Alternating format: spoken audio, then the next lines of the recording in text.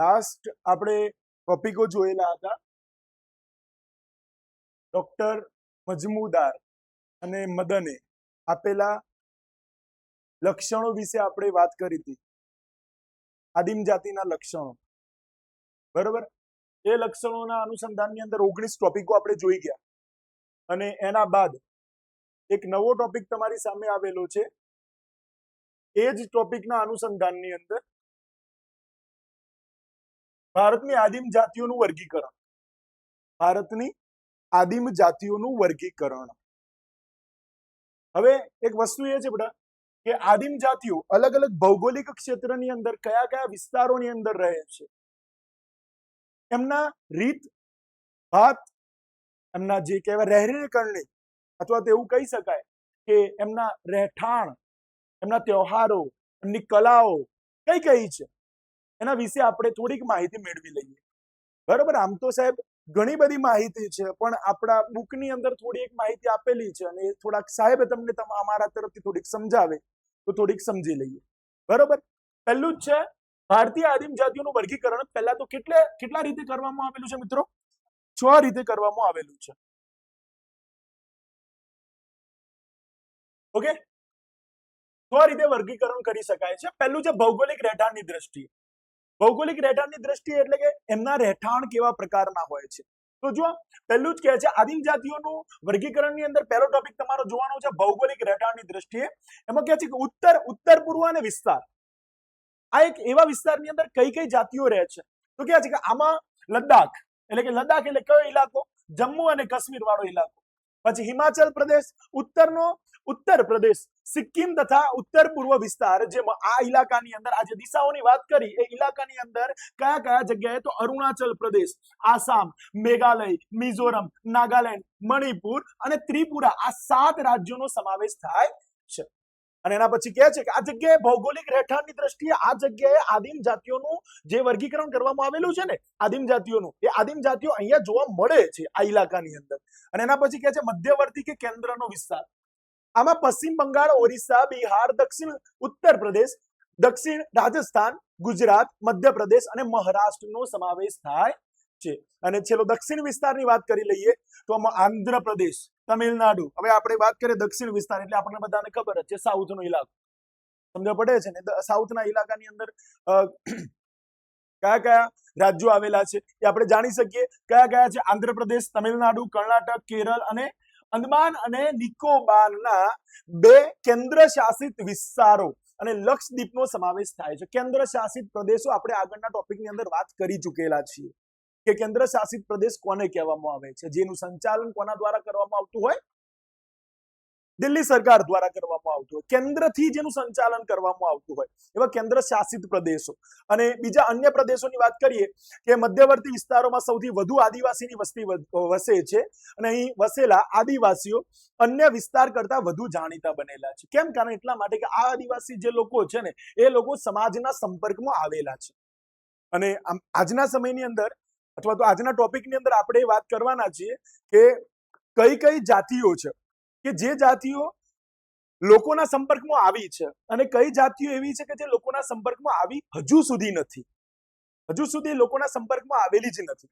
એ પોતે આજે પણ એમના કુદરતી નિવાસની અંદર જેમ પ્રાણીઓ પોતે પોતાના કુદરતી નિવાસમાં રહેઠાણમાં રહે છે એવી રીતે અમુક ઘણી બધી જ્ઞાતિઓ છે કે જે આજે પણ એમના કુદરતી નિવાસમાં જ રહે છે. જંગલોના ઇલાકામાં અથવા તો ડુંગરોના ઊંચાણવાળા ઇલાકાની અંદર એ પોતે જોવા મળે છે.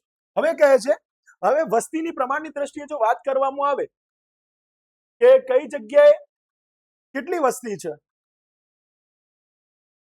તો ડોક્ટર બ્રિજરાજ ચૌહાણ આદિમ જાતિઓના વસ્તી પ્રમાણના 2 ભાગ પાડે છે. આ ખાસ ધ્યાનમાં લઈ લેજો ભાઈ કે ડોક્ટર બ્રિજરાજ ચૌહાણ આદિમ જાતિઓના વસ્તી પ્રમાણને કેટલા ભાગ? 2 ભાગ પાડે છે. પહેલો તો ભાગ કયો છે? પહેલો એક ભાગ એક જ વસ્તુ કહે છે ખૂબ જ ઓછી વસ્તી વાળા પ્રદેશો અને રાજ્યો. જે એવા ઇલાકા કે જે રાજ્યોની અંદર બહુ ઓછી આદિમ જાતિઓની સંખ્યા જોવા મળતી હોય. અથવા તો ખૂબ જ એવા ઇલાકા જ્યાં વધારે પ્રમાણમાં આદિમ જાતિઓની સંખ્યા જોવા મળતી હોય. કયા ઇલાકાઓ? તો જો ખૂબ જ મોટા પ્રમાણમાં વસ્તીવાળા પ્રદેશો, રાજ્યો. એક બીજો ભાગ છે અને પહેલો ભાગ કયો હતો કે જ્યાં સૌથી ઓછી વસ્તી જોવા મળતી હોય. ડોક્ટર બ્રિજરાજ ચૌહાણ દ્વારા આદિમ જાતિઓના બે વર્ગીકરણ દર્શાવવામાં આવ્યા છે, બે ભાગ પાડવામાં આવ્યા છે. એક ભાગ એવો કે જેની અંદર સૌથી વધારે પ્રમાણમાં આદિમ જાતિઓની સંખ્યા જોવા મળતી હોય અને એક બીજો ભાગ એવો કે જ્યાં બિલકુલ ઓછા પ્રમાણમાં આદિમ જાતિઓની સંખ્યા જોવા મળતી હોય. બરાબર. હવે વાત કરીએ સાંસ્કૃતિક દ્રષ્ટિએ, તો ડોક્ટર વેરિયલ એલ્વિન અને પ્રોફેસર દાસ તથા સામાજિક કાર્યકર પરિષદે સાંસ્કૃતિક દ્રષ્ટિએ વર્ગીકરણ કર્યું છે. આમને કોણે? ડોક્ટર વેરિયલ એલ્વિને અને પ્રોફેસર દાસે. સમાજની દ્રષ્ટિએ આદિમ જાતિના લોકો કયા પ્રકારના રિવાજો, કયા પ્રકારની જીવનશૈલી જીવે છે એના વિશે વાત કરીએ તો પહેલું કે છે કે ડોક્ટર વેરિયલ એલ્વિને સાંસ્કૃતિક દ્રષ્ટિએ, આ ખાસ યાદ રાખી લેજો મિત્રો, ડોક્ટર બ્રિજરાજ ચૌહાણે આદિમ જાતિઓના કેટલા ભાગ પાડ્યા? બે. પણ ડોક્ટર વેરિયલ એલ્વિને સાંસ્કૃતિક દ્રષ્ટિએ, આવો એમસીક્યુ પૂછાય કે ડોક્ટર વેરિયલ એલ્વિને સાંસ્કૃતિક દ્રષ્ટિએ 4 વિભાગ દર્શાવ્યા છે. કેટલા વિભાગ દર્શાવ્યા છે? કેટલા વિભાગ? 4. કોણે? ડોક્ટર વેરિયલ એલ્વિને. આદિમ જાતિના કેટલા ભાગ દર્શાવ્યા છે સંસ્કૃતિના આધારે? 4. ઓકે. પ્રથમ વિભાગની વાત કરીએ તો જો પહેલા જ વિભાગમાં કયા લોકો? જેમાં સહિયારી જમીનવાળા લોકોનો સમાવેશ થાય છે. તેઓ ખૂબ જ પછાત જીવન જીવે છે, બિલકુલ પછાત. એટલા માટે પછાત જીવન જીવે છે કારણ કે એ લોકો બિલકુલ આધુનિક વાળા માણસોની સંપર્કમાં આવ્યા નથી. આધુનિક સાથે જીવન જીવતા લોકોના સંપર્કમાં ઝીરો સંપર્ક છે એમનો. શું કહે છે? તો જો પછાત જીવન જીવે છે, અજાણ્યા લોકોના સંપર્કમાં આવતા ડરે છે. દાખલા તરીકે હવે આવા તો કયા લોકો છે કે જે અજાણ્યા એટલે કે સાહેબ એમના માટે અજાણ્યા એટલે કે આપણે બધા લોકો એટલે કે આજના સમયના આધુનિક જનરેશનના લોકો, એમના માટે આપણે બધા કેવા કહેવાઈએ? અજાણ્યા લોકો. આ દુનિયાની અંદર ટેકનોલોજી સાથે સંપર્કમાં રહેલા દરેક એવા માણસો કે જે પોતે શું કહેવામાં આવે છે? અજાણ્યા. એમના માટે અજાણ્યા છે કારણ એટલા માટે કે કુદરતી નિવાસમાં જ વસવાટ કરતા હોય છે. અને કે છે ને તો એવા કયા લોકો? તો જો બસ્તરના મુરિયા લોકો. કયા લોકો છે? બસ્તરના મુરિયા લોકો અને ઓરિસ્સાના બોંદો અને જુઆંગ. કયા છે? ઓરિસ્સાના બોંદો અને જુઆંગ લોકો. આ લોકો એવા છે કે જે બિલકુલ જે આજની ટેકનોલોજી વાળી જે પબ્લિક છે એમના સંપર્કમાં આવ્યા નથી અને આવા માંગતા બી નથી. કેમ? કારણ કે આવા લોકોના, આપણા જેવા લોકોના સંપર્કમાં આવવાથી એ લોકો ડરે છે. આજે પણ એ લોકો પોતાના રહેઠાણ કુદરતી નિવાસમાં જ વસે છે. ખાવા પીવા બધી જ વસ્તુ એ પોતે કુદરત જોડેથી મેળવે છે. એટલી હદે કે કપડા પણ એ કુદરતી આવાસમાંથી જ અથવા તો કુદરત પાસેથી જ મેળવે છે. વસ્તુ સમજાય છે? હવે એના પછી બીજો વિભાગ, આ પહેલો વિભાગ હતો જેમાં બિલકુલ સંપર્કમાં આવતા નથી આવા લોકો. બીજો વિભાગ શું કહે છે? તો જેઓ જંગલો અને ડુંગરોમાં રહે છે, સમૂહ જીવન જીવે છે, ભેગા થઈને જીવે છે અને બહારના લોકો સાથે સંપર્ક ઓછો છે. પહેલા વિભાગમાં શું જોયું આપણે કે સાહેબ બિલકુલ સંપર્કમાં આવતા નથી. ત્યારે બીજા વિભાગમાં શું જોયું કે સંપર્ક છે પણ કેવો છે? બિલકુલ ઓછો છે. સમજાય છે? એના પછી ત્રીજો વિભાગ. ત્રીજા વિભાગમાં શું કહે છે? આ વિભાગના લોકોની સંખ્યા વિશેષ છે, વધારે પ્રમાણમાં છે અને પોતાની સંસ્કૃતિમાં હવે શું કરી રહેલા છે? એ લોકો બદલાવ લાવી રહેલા છે. જે જૂની પૌરાણિક સંસ્કૃતિ હતી એમાં શું કરી રહેલા છે? એ લોકો બદલાવ લાવી રહેલા છે અને લાવી રહ્યા છે. તેમાંના કેટલાક પરંપરાગત સંસ્કૃતિને ત્યજી એટલે કે છોડી દઈને તેઓ વિચલિત વર્તન એટલે કે આજના ટેકનોલોજીના યુગમાં તરફ પણ વળેલા જોવા મળે છે. ટેકનોલોજીના યુગ તરફ આગળ વધ્યા છે. આદિમ જાતિના આજે ડોક્ટર વેરિયલ એલ્વિન દ્વારા જે 4 ભાગ પાડવામાં આવેલા છે, જેમાંનો પહેલો ભાગ હતો, પહેલા વિભાગમાં એવા લોકોનો સમાવેશ કર્યો છે કે જે બિલકુલ આધુનિક લોકોના સંપર્કમાં આવતા નથી. કોણ? આદિમ જાતિના લોકો બિલકુલ સંપર્કમાં નથી આવતા. બીજા ભાગની અંદર કોનો સમાવેશ કર્યો છે કે જે થોડાક લોકો શું કરે છે? આધુનિક લોકોના સંપર્કમાં આવે છે. કયા લોકો? આદિમ જાતિના લોકો. ત્રીજા વિભાગની અંદર વાત કરવામાં આવી છે. ત્રીજા વિભાગની અંદર ઘણા બધા લોકો છે જે પોતે શું કરી રહેલા છે? આધુનિકતા સાથે સંકળાઈ રહેલા છે અને પોતાની જે રહેણી કરણી છે, પોતાની જે સંસ્કૃતિ છે એની અંદર શું લાવી રહેલા છે? બદલાવ લાવે છે, કંઈક ચેન્જીસ લાવે છે. એટલે જ કહે છે ને. અને ચોથો ભાગ બાકી છે હજુ એમાં. હવે આ વિભાગમાં ભીલ, સરદારો, મુરિયા જેવા જમીનદારોનો સમાવેશ થાય છે. તેઓ આર્થિક રીતે સદ્ધર અને સમૃદ્ધ છે. આ એવા લોકો આર્થિક રીતે સદ્ધર અને સમૃદ્ધ છે. આ શબ્દો ઘણું બધું કહી જાય છે ભાઈ આપણને. ઘણું બધું કહી જાય છે. કઈ રીતે? કારણ એટલા માટે કે સાહેબ આર્થિક રીતે સદ્ધર છે. મતલબ સાહેબ આર્થિક રીતે સદ્ધર ત્યારે જ હોઈ શકાય કે જ્યારે માણસ ટેકનોલોજી સાથે સંકળાયેલો હોય. સમજાય છે ને? જંગલમાં ક્યાંથી ફળ સિવાય બીજું શું મળે એમને? જંગલમાં પાન પત્તા સિવાય શું મળે એમને? તો આર્થિક રીતે સદ્ધર છે એવું ક્યારે કહી શકાય કે જ્યારે એ વ્યક્તિ શામાં આવેલો હશે? ટેકનોલોજી સાથે જોડાયેલો હશે. એટલે ચોથા ભાગની અંદર ડોક્ટર એલ્વિન શું કહે છે? ચોથા ભાગના એવા આદિમ જાતિના લોકો છે કે જે લોકો પોતે શું કરે છે? કમ્પ્લીટ સમાજ સાથે જોડાઈ ગયેલા છે, આજના આધુનિક લોકો સાથે જોડાઈ ગયેલા છે. 4 ભાગ જોઈ લીધા. પહેલા ભાગના લોકો બિલકુલ સંપર્કમાં આવતા નથી. બીજા ભાગના લોકો થોડાક સંપર્કમાં આવે છે. ત્રીજા ભાગના લોકો જે પોતાની સંસ્કૃતિમાં બદલાવ લાવી રહેલા છે. અને ચોથા ભાગના લોકો બિલકુલ સમાજ સાથે સંકળાઈ ગયેલા છે. ઓકે, ડોક્ટર એલ્વિનની 4 વાતો આપણને ખબર પડી. ઓકે, ચલો હવે આપણે વાત કરીએ આગળના ટોપિકની. આર્થિક દ્રષ્ટિએ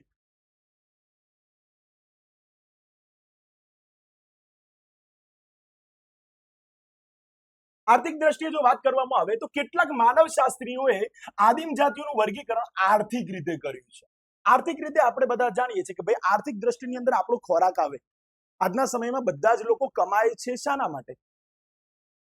ખાવા માટે જ ને, પોતાનું જીવન એકદમ સુખમય જીવન જીવવા માટે. તો અહીંયા એક ટોપિક નવો છે, આર્થિક દ્રષ્ટિએ આદિમ જાતિના લોકો કેવા પ્રકારનું જીવન જીવે છે. તો જો કહે છે ને, જેમાં શિકાર, પશુપાલન, ખેતી, કારખાના ઉદ્યોગો એટલે કારખાના અંદર ને ઉદ્યોગોની અંદર જે મજદૂરીના કામ કરતા એવા લોકો વગેરેના સંદર્ભમાં વર્ગીકરણ કરવામાં આવેલું છે.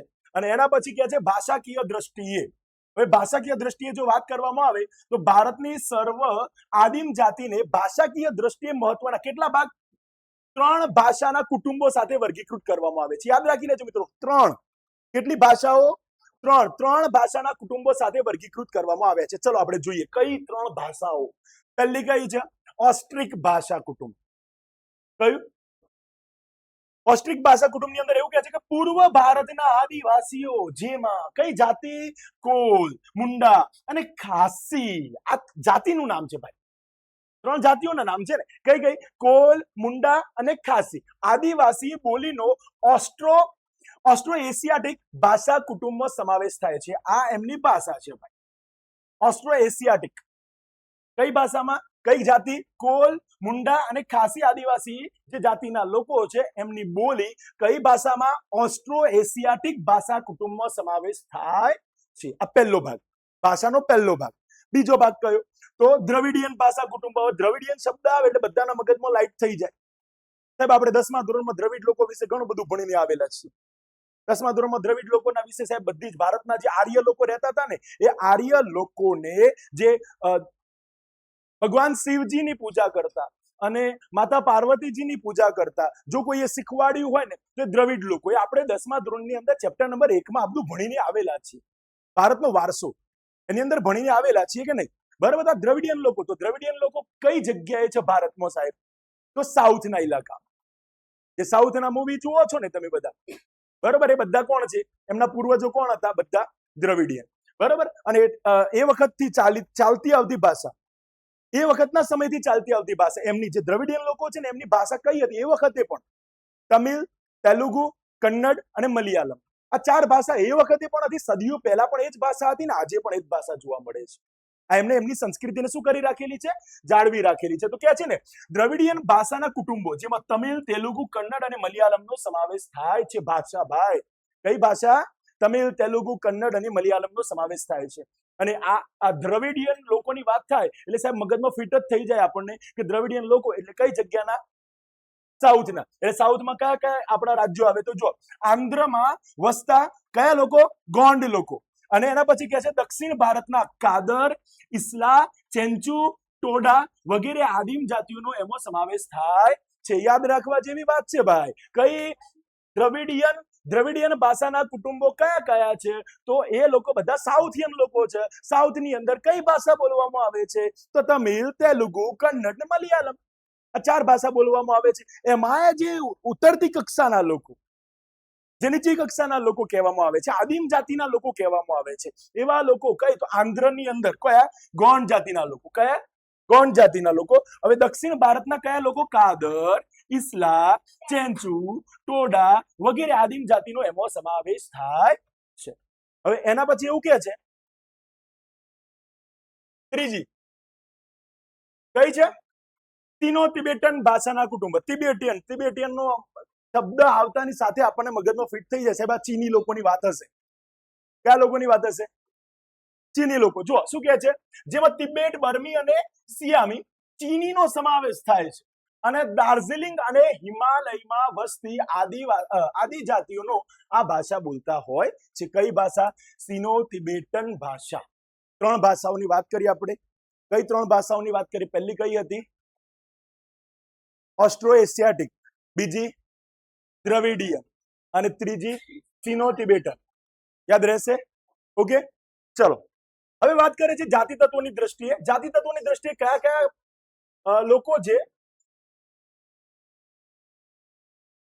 કેવા પ્રકારના એમના લક્ષણો છે એની વાત કરી લઈએ. લક્ષણો ભાઈ, કેવા લક્ષણો? તો જો શું કહે છે આમાં, નિશ્ચિત શારીરિક લક્ષણો જેમ કે માથું, નાક, ખોપરીનું ઘનત્વ, કદ, રક્ત સમૂહ વગેરેને આધારે એમનો સમાવેશ કરવામાં આવ્યો છે. આપણે 10મા ધોરણમાં કદાચ તમને જો યાદ હોય તો અલગ અલગ પ્રજાઓના જે લક્ષણો હતા ને એના વિશે માહિતી મેળવી હતી. અલગ અલગ પ્રજાઓ વિશે આપણે માહિતી મેળવી ચૂક્યા હતા કે ભાઈ ફલાણી પ્રજા મોંગોલોઇડ હોય, ઓસ્ટ્રેલોઇડ હોય, નિષાદ હોય, અલગ અલગ પ્રજા હોય તો સાહેબ એમના જે શારીરિક લક્ષણો હતા એ અલગ અલગ પ્રકારે જોવા મળતા હતા. બરોબર? તો અહીંયા આ જે લોકો છે ને, આ કયા લોકો? આદિમ જાતિના લોકો. એમના પણ શરીરના કદ કાઠીના આધારે અહીંયા લક્ષણો બતાવવામાં આવેલા છે. પહેલું જ ક્યાં છે?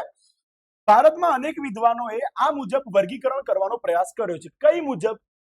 શરીરના દેખાવના મુજબ, શરીરના આધારે. શું કરી શકે છે કે જેમાં આ નિશ્ચિત શારીરિક લક્ષણોમાં ત્વચા તથા આંખનો રંગ, વાળની બનાવટ, રૂંવાટી, હોઠ વગેરેનો સમાવેશ થાય. બરાબર? હવે આવી રીતે આ બધાના જે આંખનો રંગ કેવો છે, વાળ કેવા પ્રકારના છે, રૂંવાટી કેવી છે, એમના મોઢાનો આકારની સાથે સાથે એમના હોઠ કેવા છે, આ બધી વસ્તુઓની ત્યાં ધ્યાન રાખીને એમના લક્ષણો પાડવામાં આવેલા છે કે ભાઈ આ જાતિના લોકો અલગ છે, આ જાતિના લોકો અલગ છે, આ જાતિના લોકો અલગ છે. આવી રીતે. બરાબર? હવે એના પછી કહે છે કે અનુસૂચિત જનજાતિ સાંસ્કૃતિક વૈવિધ્ય.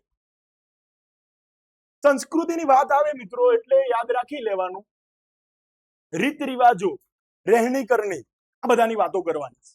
ત્યાંની રીત રિવાજો, રહેણી કરણી, ભૌગોલિક સ્થાન, કેવા પ્રકારનું જીવન જીવે છે, કેવા પ્રકારના તહેવારો ઉજવે છે, આ બધી વાતો કરવાની છે. જો વિદ્યાર્થી મિત્રો, અનુસૂચિત જનજાતિની લગ્ન વ્યવસ્થા, સગાઈ, સંબંધ, મિલકત વ્યવસ્થા, પછી ધર્મ સંસ્થા, જાદુ, ન્યાયતંત્ર, કલા અને સંગીત, દંતકથાઓ વગેરે તેમના સામાજિક અને સાંસ્કૃતિક જીવનને શું કરે છે? દર્શાવે છે. શું કરે છે? સાંસ્કૃતિક જીવનને દર્શાવે છે કે એક કેવા પ્રકારનું જીવન જીવે છે, કેવા પ્રકારની રહેણી કરણી એમનામાં જોવા મળે છે. આ બધી જ વસ્તુઓ એ લોકો દ્વારા પ્રસ્થાપિત જોવા મળે છે. હવે કે છે ભારતીય આદિમ સમૂહ પ્રકૃતિ ગૌત્ર ચિહ્ન. આપણે આ જોઈ ગયા ગૌત્ર ચિહ્ન, જે આજના સમયની અંદર આપણે શું કહીએ છીએ? ટેટુ. આજના સમયમાં ટેટુ એક શું કહેવાય કે ક્રેઝ બની ગયો છે. લોકો પોતે શોખ માટે ટેટુ પોતે દોરાવતા હોય છે. પણ વસ્તુ એક સમજાવું તમને કે આજે આદિમ જાતિના લોકો માટે ટેટુ મતલબ કે સાહેબ કઈ શોખ નથી. એ લોકો એને માન સન્માનની સાથે પોતે પોતાના શરીર ઉપર કોતરાવે છે અને એને પોતે શું કરે છે? માન આપે છે, એને જાળવે છે, એને સાચવે છે. એની શું કરે છે? એને મતલબ કોઈ પણ એના દ્વારા કોઈ ખોટું કૃત્ય ના થાય, એ પોતાના દ્વારા કોઈ પણ જાતનું ખોટું કૃત્ય ના થાય એની પણ એ શું કરે છે? જાળવણી કરે છે. શું કહે છે? તો જો હવે આ લોકો બીજા સામા માને છે તો જાદુ, નૃત્ય, લોક સંગીત, કલા વગેરેમાં માને છે. પ્રકૃતિના વિભિન્ન તત્વો જેવા કે સૂર્ય, ચંદ્ર, અગ્નિ, વાયુ તેમજ વનસ્પતિનો એમના સાંસ્કૃતિક જીવન સાથે ગાઢ સંબંધ છે. હોય જ ને ભાઈ, પ્રકૃતિનો એમના જીવનમાં ગાઢ સંબંધ હોય જ ને. કેમ ના હોય? કેમ ના હોય? કારણ કે સાહેબ એ પ્રકૃતિના ખોળામાં તો પોતાનું જીવન જીવે છે. પ્રકૃતિ સાથે જ પોતે એમનો ઉછેર થાય છે. એક વસ્તુ તમને સમજાવું, આજનો જે માણસ છે, આધુનિક માણસ, એ આધુનિક માણસ પોતે જેટલું પ્રકૃતિનું જ્ઞાન નથી જણાવતો ને, અથવા તો જેટલું જ્ઞાન નથી ધરાવતો ને, એના કરતા જે આદિમ જાતિનું નાનકડું બાળક જે હોય છે ને, બાળક, એ વધારે જ્ઞાન ધરાવે. હકીકત છે. કારણ કે એ બાળક પોતે એનો ઉછેર ક્યાં થાય છે? પ્રકૃતિ સાથે જ થાય છે ને. અને એ લોકો પોતે માન સન્માન બી કોને આપે છે? તો પ્રકૃતિને જ આપે છે. હકીકત છે, નિયમ સાચે છે કે સાહેબ આજના સમયની અંદર આપણે જે જીવન જીવી રહેલા છીએ ને, ભલે ને ટેકનોલોજીથી આપણે સર્વસંપન્ન હોઈએ, ભલે ને આપણી ટેકનોલોજી આપણને સાહેબ માથાની ટોચથી લઈને પગની એડી સુધી હોય, પણ સાહેબ આ જે સંસ્કૃતિ અથવા તો આ જે આપણું જીવન છે એને જાળવવાનું કાર્ય જે પ્રકૃતિ છે ને એ જ કરે છે. શ્વાસ વગર આમ કહી દઉં કે ભાઈ શ્વાસ લેવાનું બંધ કરી નાખો તો શક્ય છે ખરું? અશક્ય છે ને વસ્તુ. કેમ? કારણ કે એ વસ્તુ જે હવા, જે ઓક્સિજન છે, એ ઓક્સિજન કોના તરફથી આપણને મળે છે?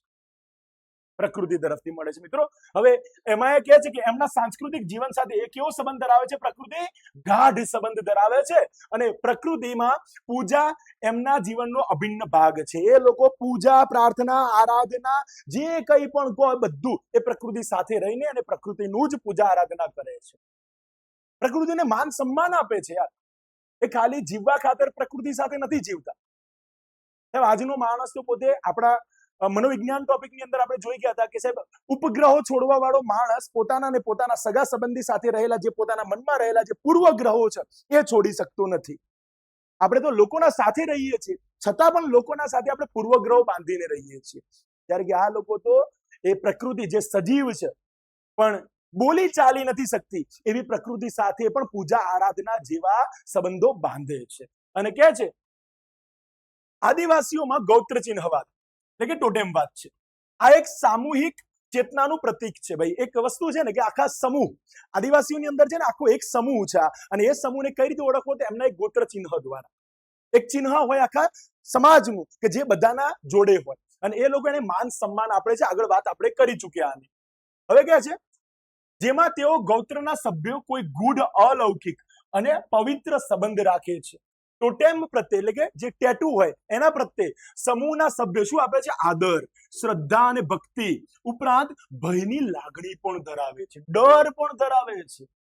કંઈક મારાથી ખોટું ના થઈ જાય, મારા જોડે ગોત્રનું ચિહ્ન છે, મારાથી કોઈ ખોટું કૃત્ય ના થવું જોઈએ. આ પ્રકારની ડરની લાગણી પણ એ લોકોમાં જોવા મળે છે. અને કે છે આદિમ જાતિ સમાજમાં ધર્મ અને જાદુ, આ જાદુમાં આ લોકો જોરદાર માને. જાદુમાં અથવા તો એવું કહેવાય ને કે જે દેખાતું નથી ને એ બધી વસ્તુમાં આ લોકો શ્રદ્ધા વધારે રાખે છે. તો ધર્મ અને જાદુ સાંસ્કૃતિક જીવનના અભિન્ન પાસા છે, એમના સાથે જ જોડાયેલા છે અને તેઓ આ વિશે જ્ઞાન પણ ધરાવે છે. શું ધરાવે છે? જ્ઞાન. કેવું? જાદુ અથવા બીજા જાદુ ટોણા જે એમાં પાછા બે પ્રકાર છે, બે આગળ જોવાના છીએ આપણે. જાદુના બે પ્રકાર કયા? સફેદ જાદુ ને કાળો જાદુ. બરોબર ને? ઓકે, ચલો. હવે જાદુમાં એમાં શું કહે છે? જો જાદુમાં તેઓ મંત્ર અને તંત્રનો ઉપયોગ કરે છે ભાઈ. શું કરે છે? મંત્ર તંત્રમાં જોરદાર પારંગત હોય છે. હવે એમાં શું કહે છે? બે પ્રકાર મેં હાલ જે વાત કરી ને, જાદુના બે પ્રકાર. કયા બે પ્રકાર? સફેદ જાદુ અને કાળો જાદુ. તો જો સફેદ જાદુ શાના માટે હોય અને કાળો જાદુ શાના માટે હોય? તો સફેદ જાદુ જે રક્ષણાત્મક છે, જે પોતાનું રક્ષણ કરવા માટે, પોતાના કુટુંબીજનોનું રક્ષણ કરવા માટે, પોતાના કુટુંબીજનોને સાચવવા માટે અને કલ્યાણકારી છે, લોકોના ભલા માટે. કેવું છે? ભલા માટે. અને જ્યારે કાળો જાદુ જે છે, કાળો જાદુ એ તાંત્રિક વિદ્યા, ભૂત પ્રેત સાથે સંકળાયેલો. કોના સાથે સંકળાયેલો છે? ભૂત પ્રેત સાથે. મેં તો સાહેબ આજ સુધી જોયું નથી, પણ જો કદાચ તમે જોયું હોય તો કહેજો. બરાબર? તેઓ માને છે કે જાદુ દ્વારા સાહેબ શું થાય છે દુનિયામાં? અલૌકિક શક્તિઓ, જેના વિશે આપણે જાણતા નથી, એવી શક્તિઓ ઉપર અધિપત્ય, એના ઉપર આપણે રાજ કરી શકીએ. રાજ કરી શકાય છે.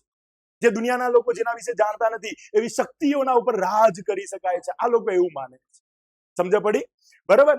અને આ હતી વાત આપણી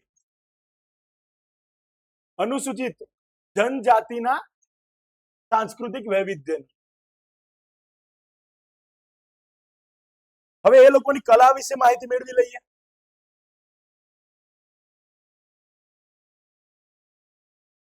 ચલો, કલા આ લોકો જેટલા અંધશ્રદ્ધાની અંદર માને છે ને એના કરતા પણ વધારે કલાની દ્રષ્ટિએ પારંગત છે. સારામાં સારી કલા કોતરની જે કંઈ પણ કોને બધું એમના જોડે જોવા મળે છે. અને કલા એની અંદર કોઈ નૃત્ય હોય, ચિત્ર હોય કે ગમે તે હોય, સાહેબ એમનેમ જ નથી દોરતા. આપણે ટાઈમપાસ માટે આપણે ઘેર પેલું શું કહેવાય દોરોને મળી જાય ને તો આપણે આખું સ્વેટર બનાવવા માટે બેસી જઈએ છીએ. તો આપણો ટાઈમપાસ કરવા માટે આપણે કદાચ એ કરતા હોઈશું, પણ એ લોકોનો તો અસલ વ્યવસાય એ છે વ્યવસાયનો મતલબ કે એ પોતે કોઈ પણ કાર્ય કરે છે તો એના પાછળનું કંઈક રાજ હોય છે. જો આપણે જોઈએ કેવું રાજ હોય છે, શું કહે છે?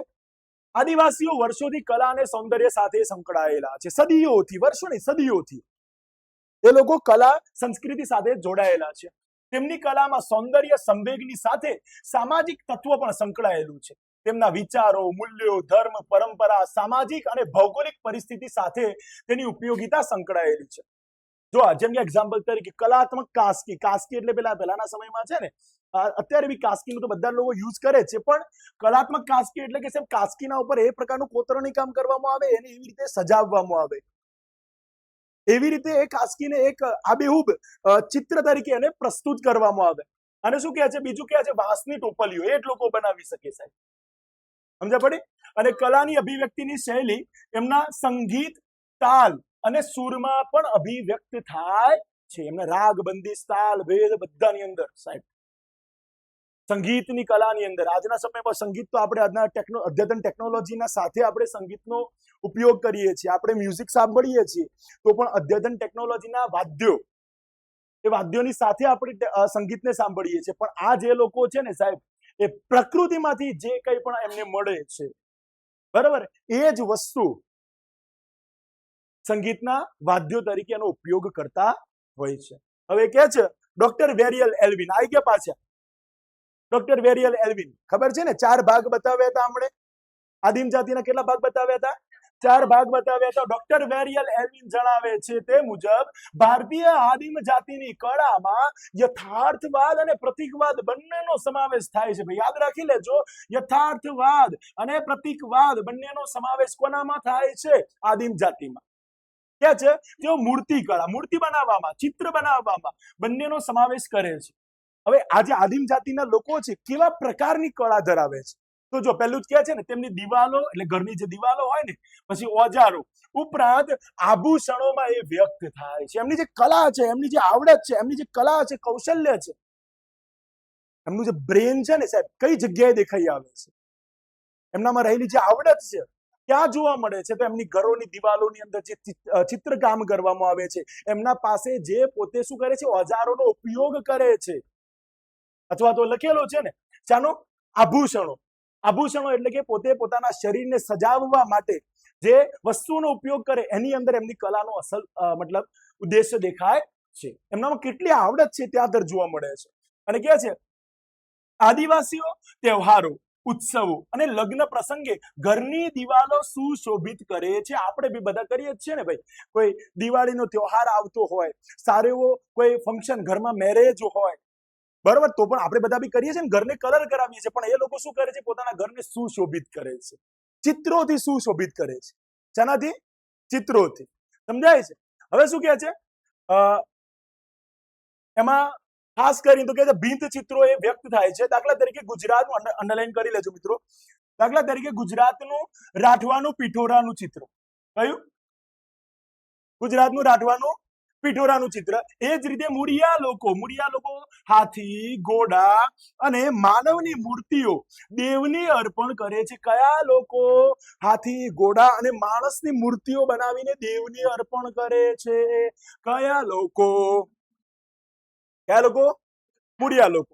અને એના પછી એવું કહે છે, એના પછી કહે છે સાંથાલ લગ્ન વખતે ડોલીને, સાંથાલ જાતિના જે લોકો છે ને, સાંથાલ, એ લોકો શું કરે છે? લગ્ન વખતે જોરદાર ડોલીને સુંદર રીતે શણગારે છે. અને ભારતના આદિવાસીઓમાં સંગીત અને નૃત્યમાં તાલ, સૂર અને વાદ્યતંત્રનો ત્રિવેણી સંગમ જોવા મળે છે. તાલ, સૂર ને વાદ્યતંત્ર. એમના બી ગીતો હોય છે, એમના બી ભજનો હોય છે. માત્ર ખાલી ગાવા ખાતર નથી ગાતા. તાલ મેલ મેળવીને વાદ્યતંત્રોની સાથે એ લોકો શું કરતા હોય છે? એને એક આનંદ એનો માણતા હોય છે. શું કહે છે? તો જુઓ એમના વાજિંત્રો. હવે વાજિંત્રો કેવા ભાઈ? એમના વાજિંત્રો ઇલેક્ટ્રોનિક્સ નથી. કેવા નથી? આજના સમયમાં આપણે જે પિયાનો બધું લઈને આવીએ છીએ ને, એવા કોઈ વાજિંત્રો ઇલેક્ટ્રોનિક્સ નથી.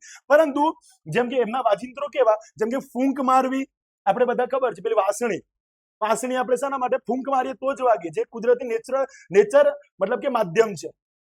હવા ભરવી, થાપ આપવી વગેરેથી વાગે છે. સારંગી એટલે તો ખબર છે ને, પેલું જે પેલા ઘણા બધા નથી આવતા માગવા માટે આમ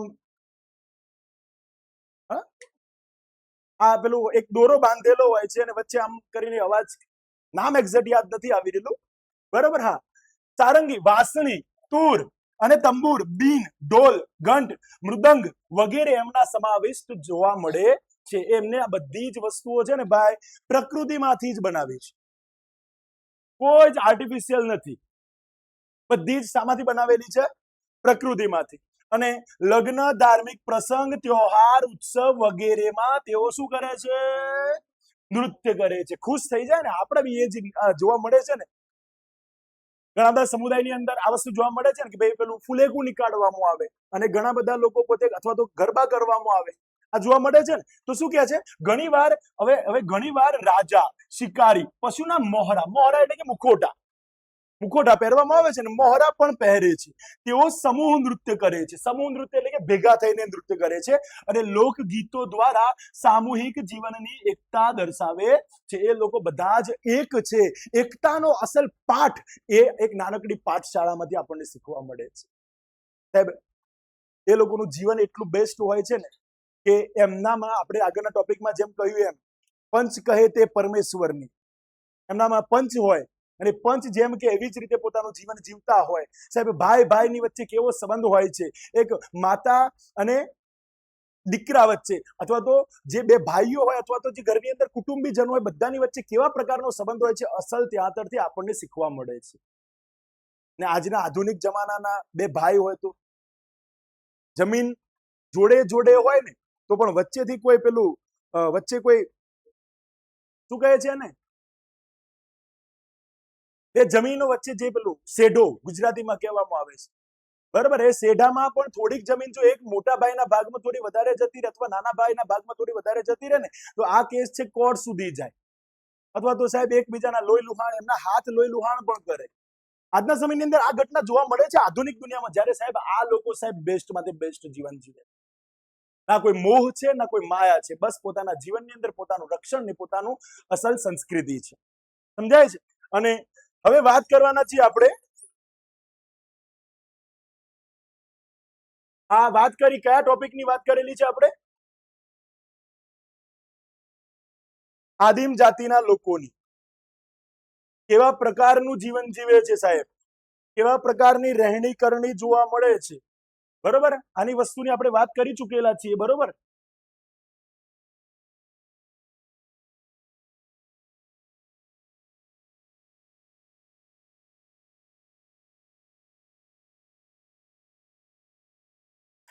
હવે નવો ટોપિક લઈને આવેલા છીએ આપણે તમારી સામે. નવો ટોપિક છે ઓબીસી. આજના સમયની અંદર ઘણી બધી જ્ઞાતિઓ ઓબીસી માં એમનો સમાવેશ કરવામાં આવેલો છે, ઘણી બધી જ્ઞાતિઓ. એક પ્રશ્ન એ થાય કે ઓબીસી ની અંદર કઈ જ્ઞાતિઓનો સમાવેશ કરવામાં આવતો હશે? જ્યારે આપણું બંધારણની રચના કરવામાં આવી ત્યારે ડોક્ટર બાબા સાહેબ આંબેડકર દ્વારા જે બંધારણ 26મી જાન્યુઆરી 1950 ના રોજ જે આપણા દેશના માટે લાગુ કરવામાં આવ્યું, એની અંદર જે એસસી અને એસટી જાતિના જે લોકો હતા એમના માટે તો નિયમો બનાવવામાં આવ્યા કે ભાઈ એવા લોકોને સમાન દરજ્જો મળે, એવા લોકો માટે ઘણા બધા હિસ્સાઓની અંદર અનામત રાખવામાં આવે, ઘણી બધી વસ્તુઓમાં પરીક્ષાઓની અંદર કહો કે દરેક વસ્તુમાં એમના માટે ઘણી બધી વસ્તુ અનામત રાખવામાં આવી, એમને આસાનીથી મળી જાય એના માટે ઘણા બધા દ્વાર ખોલવામાં આવ્યા. પણ સાહેબ એવા લોકોનું શું કે જે લોકો ના ઉચ્ચ કેટેગરીમાં આવે છે, ના તો નિમ્ન કેટેગરીમાં આવે છે, ના એસસી એસટી માં આવે છે, ના ઓપન કેટેગરીમાં આવે છે ખરા, પણ સાહેબ એ લોકોનું જે જીવન છે ને એ પોતે જે આર્થિક રીતે એકદમ ઓછા છે, એજ્યુકેશનની બાબતમાં બહુ ડાઉનમાં છે, અથવા તો જે 2 ટાઈમનું ખાવા પીવાની ચીજ વસ્તુઓ ખરીદી શકતા નથી, એવા લોકોને ઉપર લાવવા માટે, એવા લોકોની પ્રગતિ કરવા માટે એક નવા સમુદાયની રચના કરવામાં આવી જેનું નામ છે ઓબીસી, જેને આપણે ગુજરાતીમાં શું કહીએ છીએ? અન્ય પછાત વર્ગો. ચલો હવે સમજવાની કોશિશ કરીએ ડીપમાં. બહુ મસ્ત ટોપિક છે મિત્રો, તમને બહુ મજા આવશે આ ટોપિક ભણવાની. કારણ એટલા માટે કે આ ટોપિક એવો છે ને કે આપણા રિયલ લાઈફને લગતો છે. આપણે આપણી લાઈફની અંદર આપણે કઈ જ્ઞાતિ સાથે બિલોંગ કરીએ છીએ, બરાબર, આપણને સમજ આવશે કે સાહેબ આજે ઓબીસી જાતિ આવેલી છે, સાહેબ એ ઓબીસી અસલમાં જાતિ નથી, ઘણા બધા એવા કુટુંબો, ઘણા બધા એવા લોકોનો એક ભેગો કરીને બનાવવામાં આવતો સમુદાય છે. એ કેવા લોકોને ભેગા કરીને બનાવવામાં આવતો સમુદાય છે એની આપણે વાત કરવાના છીએ. વિદ્યાર્થી મિત્રો, આપણે આગળ જોયું તેમ બંધારણમાં અનુસૂચિત જાતિઓ અને અનુસૂચિત જનજાતિઓ માટે વિશેષ જોગવાઈ છે. જોગવાઈ છે મતલબ કે એમના માટે ઘણા બધા દ્વાર ખોલવામાં આવેલા છે. અને ક્યાં છે આ બંને સમૂહો ઉપરાંત ભારતના બંધારણમાં અન્ય પછાત વર્ગોનો ઉલ્લેખ છે. બીજા અન્ય વર્ગો, બરાબર, કેવા વર્ગો? તો જો જેમાં સામાજિક, શૈક્ષણિક અને આર્થિક પછાત વર્ગોનો સમાવેશ થાય છે. સમાજની દ્રષ્ટિએ, શૈક્ષણિક દ્રષ્ટિએ, આર્થિક રીતે જે લોકો પાછળ રહી જાય છે ને એવા લોકોને આગળ લાવવા માટે, ઉન્નતિના માર્ગ ઉપર આગળ વધારવા માટે સાહેબ આ નવો એક સમુદાય અન્ય પછાત વર્ગોની રચના કરવામાં આવે છે. કે છે કે અન્ય પછાત વર્ગો માટે સમગ્ર ભારતની કોઈ સૂચિ કે યાદી નક્કી જ નથી.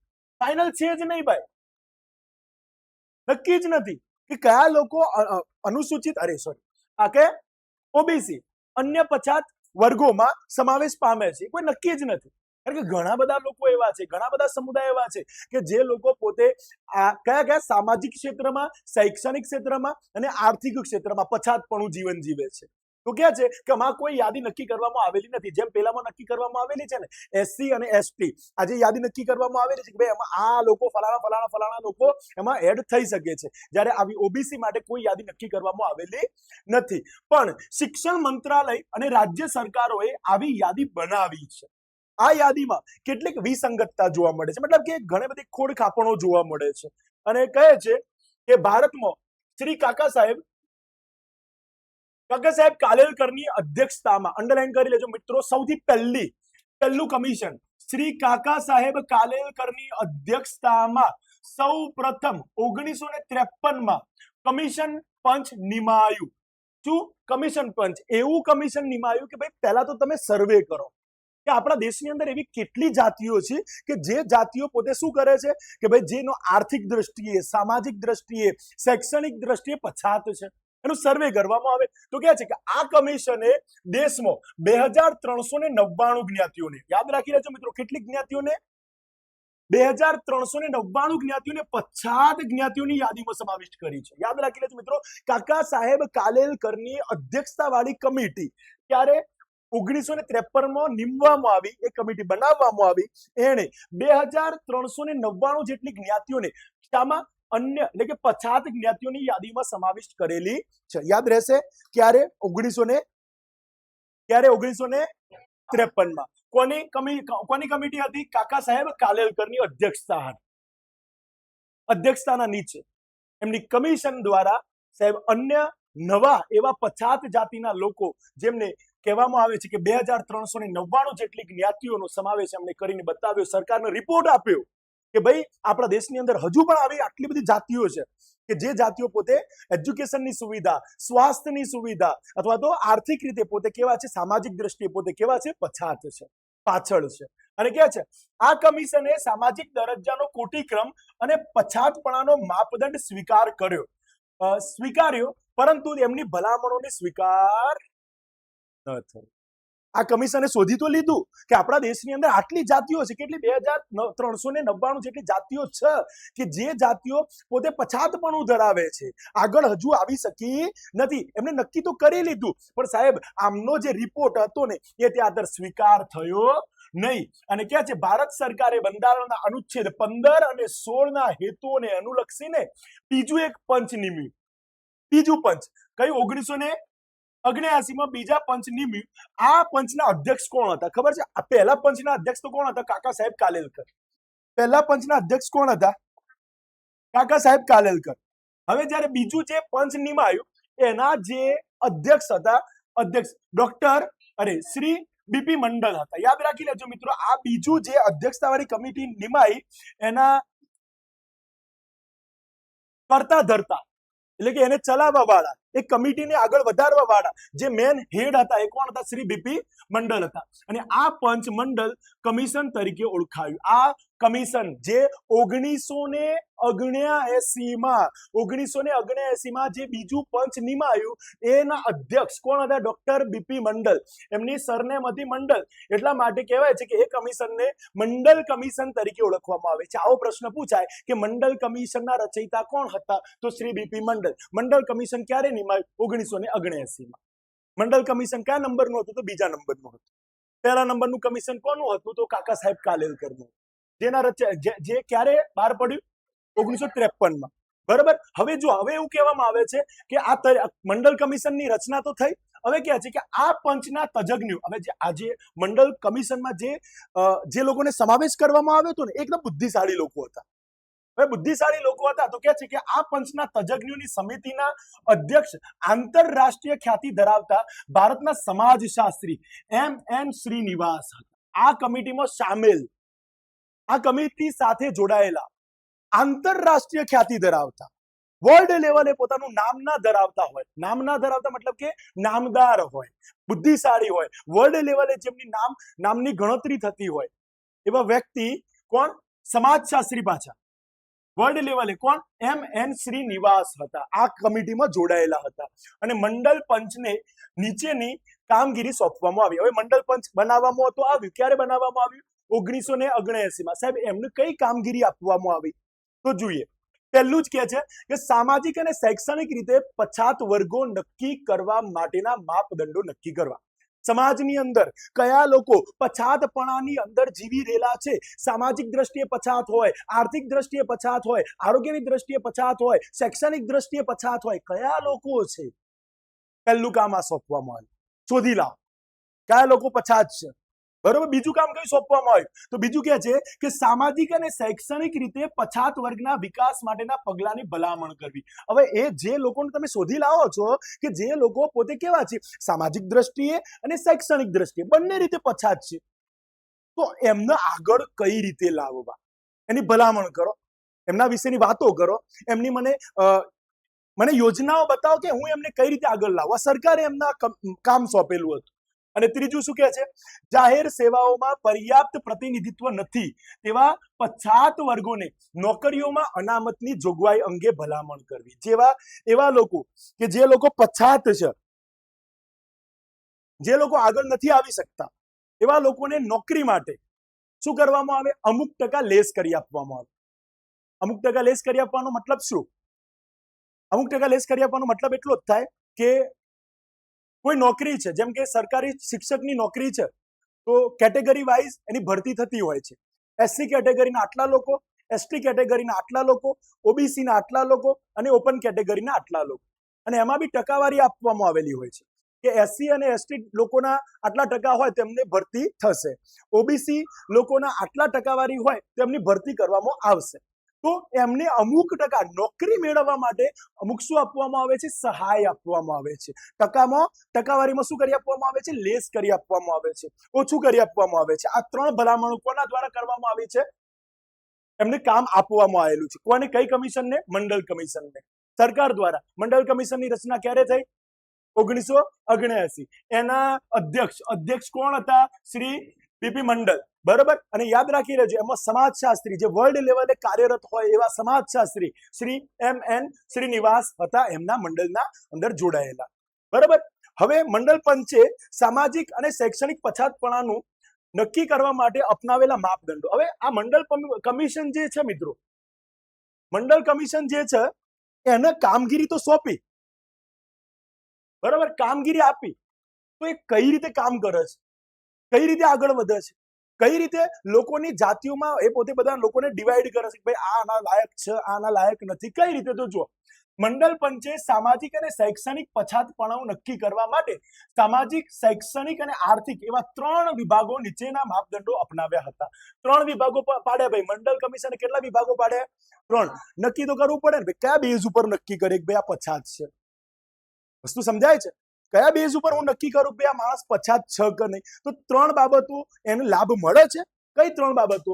પહેલું તો સામાજિક ની અંદર એનો માન બોબો છે. બીજું, શૈક્ષણિક રીતે આગળ પડતો છે. ત્રીજું આર્થિક રીતે આગળ પડતો છે. આ જો ત્રણેય બાબતમાં માણસ આગળ પડતો નથી તો એને આપણે કયા અન્ય પછાત વર્ગોમાં આપણે સમાવેશ કરી શકીએ છીએ. તો ત્રણ બાબતોના આધારે મંડળ પંચે પોતાની કામગીરી શરૂ કરી. ચલો શું કહે છે? પહેલું સામાજિક માપદંડ. સામાજિક પછાતપણા નક્કી કરવા માટે નીચેના 4 માપદંડ નક્કી કરવામાં આવ્યા છે. પહેલો તો સામાજિક રીતે. પહેલો માપદંડ કયો? સામાજિક રીતે. તો સામાજિકની અંદર બધી વાતો કરી લઈએ. પહેલું કે છે જે જ્ઞાતિઓ કે વર્ગો સામાજિક રીતે પછાત ગણાતા હોય. અમુક ઘણા બધા સમાજની અંદર ઘણા બધા લોકોને કેવા ગણવામાં આવતા હોય છે? પછાત, નિમ્ન વર્ગના ગણવામાં આવતા હોય છે. તો એવા લોકોનો આમાં સમાવેશ કરો ભાઈ. શામાં? ઓબીસીમાં, એટલે કે અન્ય પછાત વર્ગોમાં આવા લોકોને સમાવેશ કરો.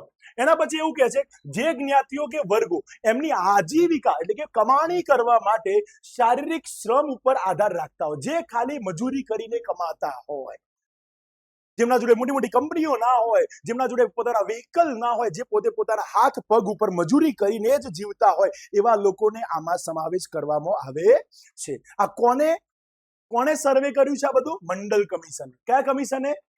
મંડળ કમિશને. એના પછી એવું કહે છે કે જે જ્ઞાતિઓ કે વર્ગોના ગામડામાં વસતા લોકોના 25% સ્ત્રીઓ અને 10% પુરુષો અને શહેરોમાં વસતા લોકોના 10% સ્ત્રીઓ અને 5% પુરુષો રાજ્યની સરેરાશ કરતા વધારે સંખ્યામાં 17 વર્ષની નીચેની ઉંમરે લગ્ન કરતા હોય. 17 વર્ષની નીચેના ઉંમરે લગ્ન ક્યારે થાય ભાઈ? જ્યારે એજ્યુકેશન ના હોય. સીધી સિમ્પલ વસ્તુ છે ને. ભણેલા ગણેલા લોકો ના હોય ત્યારે એ લોકો શું કરે છે? બાળ લગ્ન કરે છે. તો ગામડાની અંદર એક રેશિયો બતાવવામાં આવેલું છે. ગામડાની અંદરના 25% લોકો એવા શું કહે છે? ગામડામાં વસતા લોકોના 25% સ્ત્રીઓ અને 10% પુરુષો, મિનિમમ ઓછામાં ઓછા પુરુષો એવા 10% હોવા જોઈએ કે જે 17 વર્ષ કરતા નાની ઉંમરમાં લગ્ન કરી નાખ્યું હોય. અને એ ગામડામાં એવી 25% સ્ત્રીઓ હોવી જોઈએ કે જેમણે શું કરેલું હોય? 17 વર્ષ કરતા ઓછી ઉંમરમાં શું કરી લીધેલું હોય? લગ્ન કરી લીધેલું હોય. વસ્તુ સમજાય છે? તો આવા લોકોને તમે અન્ય પછાત વર્ગમાં સમાવેશ કરો. કેમ? કારણ કે જે લોકો એજ્યુકેટેડ નથી ત્યારે જ આ પ્રકારનું કાર્ય કરતા હશે ને. અને શહેરની અંદર બતાવવામાં આવેલું છે કે ઓછામાં ઓછા 10% સ્ત્રીઓ હોય. કેટલા ટકા? 10% સ્ત્રીઓ હોય, અને જ્યારે 5% પુરુષો હોય, જે કેટલી ઉંમરે? 17 વર્ષ કરતા નાની ઉંમરે લગ્ન કરેલું હોય. જેને કયા વર્ગમાં સમાવવામાં આવે છે? ઓબીસી. અને એના પછી કે છે જે જ્ઞાતિઓ કે વર્ગોમાં રાજ્યની સરેરાશ કરતા 25% કરતા વધુ સ્ત્રીઓ અથવા તો 25% વધુ સ્ત્રીઓ આજીવિકા માટે કામ કરતી, મજદૂરી કરતી હોય. એવા ઘણા બધા લોકો, એવા સમાજની અંદરની તપાસ કરો તમે. એવા કયા સમાજ છે કે જે સમાજની અંદર જે 25% કરતા પણ વધારે સ્ત્રીઓ જે પૈસા કમાવવા માટે, પોતાનું ઘર ચલાવવા માટે પોતે શું કરતી હોય? મજદૂરીના કામ કરતી. આ મંડળ કમિશને શોધ્યું કે ભાઈ 25% કરતા પણ વધારે સ્ત્રીઓ એવી હોવી જોઈએ એવા સમાજમાં કે એ સ્ત્રીઓ પોતે શું કરતી હોય? પોતાનું ઘર ચલાવવા માટે, પોતાનું ગુજરાન કરવા માટે પોતાનું મજદૂરી કરતી હોય, મજદૂરીના કાર્યો કરતા હોય. આ 4 માપદંડો સામાજિક ક્ષેત્રના બતાવવામાં આવેલા છે. કયા ક્ષેત્રના બતાવવામાં આવેલા છે? સામાજિક. અને એના પછી શૈક્ષણિક માપદંડની વાત કરીએ.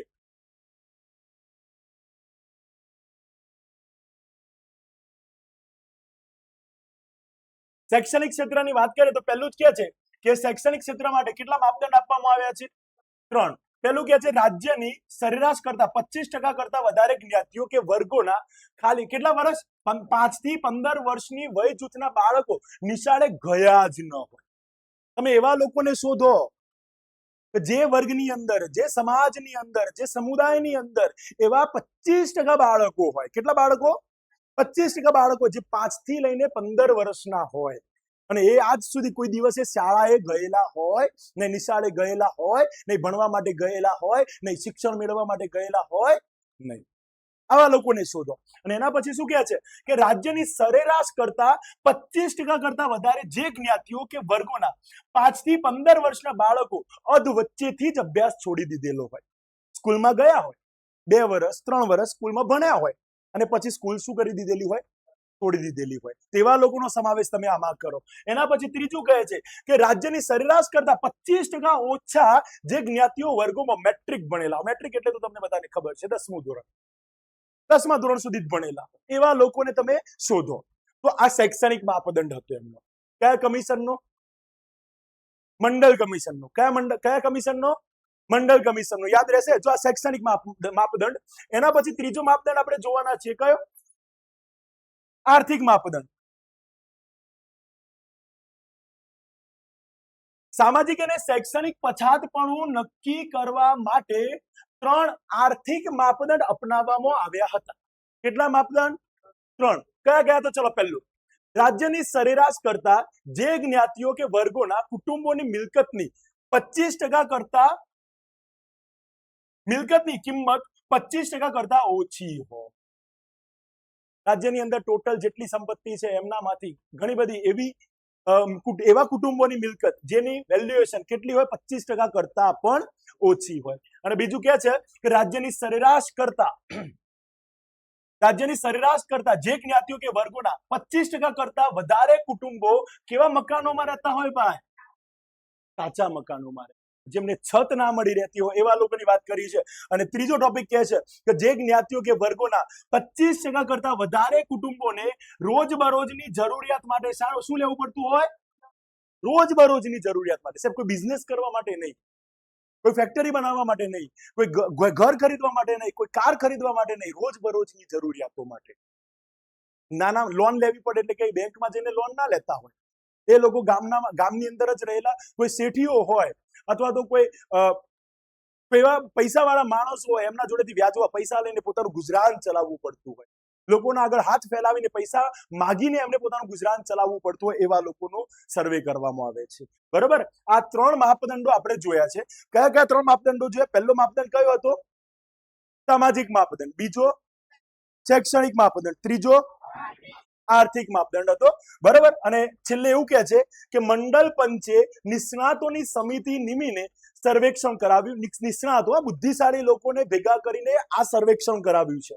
અને આ સર્વેક્ષણનો હેતુ માહિતી દ્વારા સામાજિક અને શૈક્ષણિક પછાતપણાના એકમો તરીકે જ્ઞાતિનો માપદંડ તરીકે ઉપયોગ કર્યો અને અન્ય પછાત વર્ગોની યાદી તૈયાર કરીને પોતાની ભલામણ સાથેનો અહેવાલ, યાદ રાખી લેજો મિત્રો, ભલામણ સાથેનો અહેવાલ, આ જે મંડળ કમિશને પોતાનો અહેવાલ ક્યારે સરકારને રજૂ કર્યો? 1980માં ભારત સરકારને સુપ્રત કર્યો છે અને 1982માં આ અહેવાલની ચર્ચા સંસદમાં થઈ હતી. યાદ રાખી લેજો મિત્રો, આ અહેવાલની શરૂઆત ક્યારે થઈ હતી? શરૂઆત 1900 એટલે આ અહેવાલની શરૂઆત ક્યારથી થયેલી છે? 1953. ક્યારથી કરવામાં આવી છે? આ તમે ભણ્યા નહીં? ટોપિક ભણ્યા કે ના?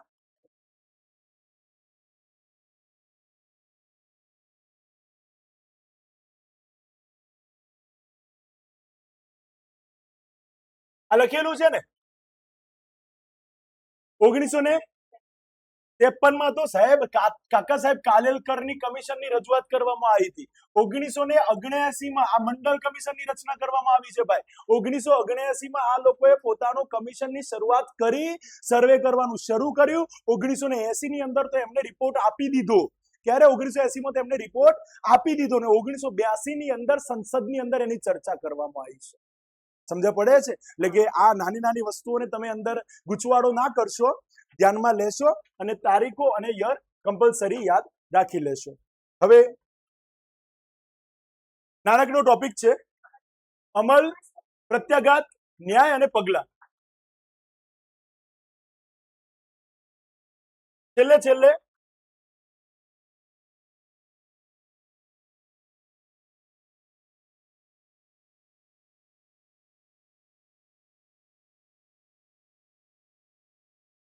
છેલ્લે એક નાનકડો ટોપિક છે મિત્રો, અમલ, પ્રત્યાઘાત, ન્યાય અને પગલા. આજે સર્વેક્ષણ કરવામાં આવ્યું, સંસદમાં ચર્ચા થઈ ગઈ, તો આના બદલામાં સરકારે કેવા પ્રકારના પગલા લીધેલા છે? તો ચલો જોઈએ. 13મી ઓગસ્ટ 1990ના જાહેરનામાથી તે વખતની ભારત સરકારે મંડળ પંચની ભલામણોનો અમલ કર્યો છે. શું કર્યો છે? મંડળ પંચે જે ભલામણો રજૂ કરી, 3 પાસાઓના અંદર રજૂઆત કરી. તો કયા 3 પાસાઓમાં? સામાજિક, શૈક્ષણિક અને ત્રીજું કયું? આર્થિક આ ત્રણ પાસાઓમાં જે રજૂઆત કરીને એ ત્રણ પાસાઓનો શું કર્યો છે, અમલ કર્યો છે. અને કે છે આ જાહેરનામાથી ભારત સરકારની સનદી જગ્યાઓ અને સેવાઓમાં અન્ય પછાત વર્ગો ઓબીસી ને માટે અંડરલાઈન કરી લેજો મિત્રો, કેટલા ટકા? 27% જગ્યાઓ અનામત રાખવાની જોગવાઈ કરવામાં આવી, સરકાર દ્વારા અમલ થયો. અને ઓબીસી જાતિની અંદર જેટલા પણ લોકોનો સમાવેશ થાય છે ને એમના માટે સરકાર દ્વારા કેટલા ટકા જગ્યાઓ અનામત રાખી? કેટલા ટકા? કોઈ પણ જગ્યાએ નોકરી ધંધો હોય ને સાહેબ એના માટે 27% જગ્યાઓ કોના માટે અનામત રાખવામાં આવી? આ લોકો માટે. અને કે છે અનામતની આ જોગવાઈનો વિશાળ પાયા ઉપર વિરોધ થયો. આ વાત તો સાચી છે સાહેબ, વિરોધ કરશે કે ના કરે? અમુક વખતે આજના સમયની અંદર જે ઓપન કેટેગરીના જે લોકો હોય છે, જે અનામત એસસી અને એસટી કેટેગરીના લોકોને જે અનામત આપવામાં આવે છે એનો પણ લોકો વિરોધ કરતા હોય છે. ભાઈ એમને 55% નોકરી કઈ રીતે મળી જાય, અમારે 90% છે છતાં પણ અમને નોકરી નથી મળતી, આ વિરોધ કરતા હોય છે. તો સાહેબ એ વખતના સમયની અંદર શરૂઆતની અંદર જ્યારે આ 27% સરકારે એમને અનામત આપવાની શરૂઆત કરીને તો ભારતની અંદર ઘણા બધા જે આગળ મોટી જાતિના જે લોકો હતા ને એમના દ્વારા શું કરવામાં આવ્યું? બળવો કરવામાં આવ્યો, આંદોલનો કરવામાં આવે કે ના ભાઈ આ તો ખોટી વસ્તુ છે, આ જે આવી જાતિના લોકોને તમે 27% અનામત કઈ રીતે આપી શકો છો? તો કે છે કે અનામતની આ જોગવાઈનો વિશાળ પાયા ઉપર શું થયું? વિરોધ થયો. અને સર્વોચ્ચ અદાલતમાં અનામતની જોગવાઈને પડકારતી રીટ પિટિશનો થઈ, મતલબ કે એવું કહી શકાય છે ને કે ભાઈ રીટ પિટિશનો જેમના એવું કહે છે કે નામદાર સર્વોચ્ચ અદાલતને 16 નવેમ્બરે, યાદ રાખી લેજો મિત્રો, કયા નવેમ્બર? 16 નવેમ્બરે 1992 બહુમતીથી ચુકાદો આપ્યો. ભાઈ આ કેસ હતો પબ્લિકનો અને સરકારનો કેસ બની ગયો. કોનો કેસ બની ગયો? પબ્લિક અને સરકારનો કેસ બને. હવે પબ્લિક અને સરકાર વચ્ચે કોણ આવે? તો કોર્ટ આવે. તો કોર્ટમાં કેસ ગયો અને સરકાર એટલે કે ત્યાં જે બેસેલા જજ હોય એમના સામે ચુકાદો થયો. તો બહુમતીની સાથે એવું કહેવામાં આવે છે કે કેવો ચુકાદો કરવામાં આવે છે કે આ ચુકાદામાં એવી શરત મૂકવામાં આવી કે અનામત અંગેના જાહેરનામાનો અમલ કરવામાં અન્ય પછાત વર્ગોમાં જે વ્યક્તિઓ સામાજિક રીતે વિકસિત છે, કેવા છે? સામાજિક રીતે કેવા છે?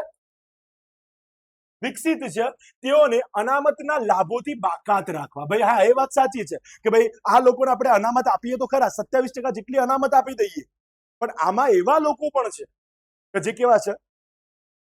સામાજિક, આર્થિક, શૈક્ષણિક બધાના રીતે વિકસિત છે, ભણેલા ગણેલા છે, એજ્યુકેટેડ છે, પૈસાથી સંપન્ન વર્ગ છે. તો એવા લોકો માટે કોર્ટે શું કીધું? આવા લોકોને આનો અનામત મળવો જોઈએ નહીં, કે છે. અને આ ઉપરાંત સર્વોચ્ચ અદાલતે ભારત સરકાર અને બધી રાજ્ય સરકારોને અન્ય પછાત વર્ગોની યાદી અંગે લોકોની ફરિયાદ રજૂઆતને લક્ષ્યમાં લઈને તેમાં આવશ્યક સુધારા વધારા કરવા માટે કાયમી તંત્ર ઊભું કરવાનો આદેશ આપ્યો. કોર્ટે આદેશ આપ્યો. શું આદેશ આપ્યો? કે ભાઈ તમે હા ઓબીસી જાતિ અથવા તો ઓબીસીના લગતા જે તમે નવા નિયમો ઉભા કરેલા છે, વાત સાચી છે, એ નિયમોનો તમે અમલ કરાવી શકો છો, પણ એની અંદર જે લોકો આના લાયક નથી એવા લોકોને બાકાત કરો, જે આના માટે લાયક છે એવા લોકોને આનો લાભ આપો. તો તમે આના માટે એક અલગ તંત્રની રચના કરો જે રેગ્યુલરલી આની તપાસ કરતી રહે કે ભાઈ આ માણસ એના લાયક છે કે નથી, આ માણસ એના લાયક છે કે નથી. તો અલાયદું તંત્રની વાત કરેલી છે. અને આ આદેશને અનુલક્ષીને 1993 ક્યારે? 1993 પછાત વર્ગો માટેના રાષ્ટ્રીય પંચની રચના કરવામાં આવી. પછાત વર્ગ માટે કયા? ઓબીસી માટે કયા પંચની રચના કરવામાં આવી? રાષ્ટ્રીય પંચની. ક્યારે રચના કરવામાં આવી? યાદ રહેશે, રાષ્ટ્રીય પંચની. પછાત વર્ગો માટે રાષ્ટ્રીય પંચની રચના ક્યારે કરવામાં આવી છે? 1993 રચના કરવામાં આવી. અને પ્રસંગોપાત તેની પુનર્રચના પણ કરવામાં આવી. પુનર્રચના એટલે કે એમાં ઘણા બધા વધારા સુધારા કરીને ફરીથી નવી રચના કરવામાં આવી. ક્યારે? 1999 ભારત સરકારે નિષ્ણાતોની સમિતિ નિમી એટલે કે બનાવી. અને આ સમિતિને અન્ય પછાત વર્ગોમાંથી વિકસિત વ્યક્તિઓને ઓળખી કાઢવાનું કામ સોંપવામાં આવ્યું. 1999 ભારત સરકારે નવી સમિતિ બનાવી. મંડળ કમિશન તો હતું, એને તો પોતાનું કામ કરી લીધું, સમજાય છે? મંડળ કમિશને તો પોતાનું કામ કરીને બધો રિપોર્ટ આપી દીધો ને એના ઉપર આટલા વર્ષો સુધી ચર્ચા વિચારણા થઈ, કોર્ટ સુધી બી કેસ પહોંચી ગયો. અને કોર્ટ સુધી કેસ પહોંચ્યા બાદ 1999 ની અંદર ભારત સરકારે નવું એક કમિશન નિમ્યું.